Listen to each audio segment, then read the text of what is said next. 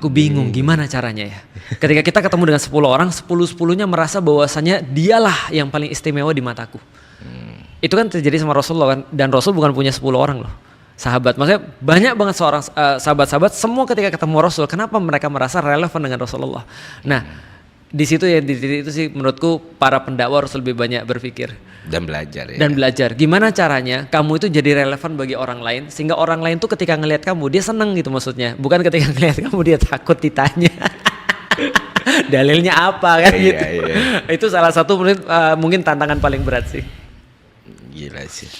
Transfer proses revolusi Ustadz Felix itu luar biasa sekali, dan balik lagi buat orang supaya nggak salah, radikalisme itu mengalami pergeseran makna. Radikal itu mengalami pergeseran makna menjadi radikalisme. Orang kalau semakin mengakar, ya dia akan semakin kuat.